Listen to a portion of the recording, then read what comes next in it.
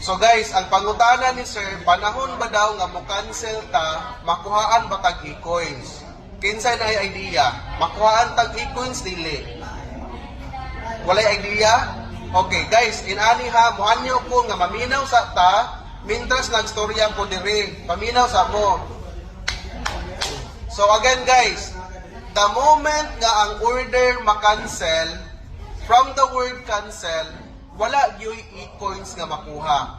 Kanus-a man ta makuhaan if e-coins once ang order imong i-complete. Karon, if na-encounter na nimo nga nakuhaan kag e-coins, possible nga naay nibok client. Naa siya ipahatod dito, unya na-cancel ang booking.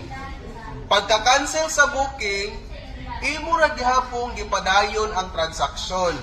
So na-cancel ang booking, pero nakita mo sa client kung unsay ipa-deliver niya, nahatod gyud mo successfully, kay nahatod man nimo, of course mabayaran ka. Tinuod dili, mabayaran jud no kay nahatod man, pero cancel sa system.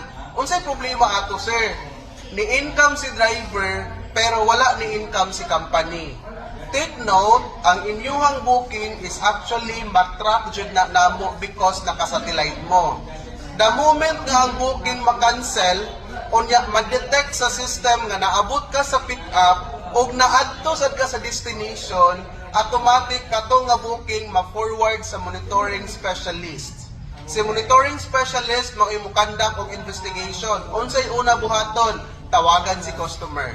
Ma'am, kumusta? Nanawag lang ko regarding imong booking katong sa kanika na. Ganun siya. Ma'am, unsay problema? Nahatod to sa driver or wala? Ngayon dayon, ma'am, na-cancel to ma'am, pero nahatod to sa driver. Automatic, kato nga na-cancel nga booking, automatic i-complete to sa monitoring specialist, ini-complete, diha na ka makuhaan og e-coins. Gets? Question?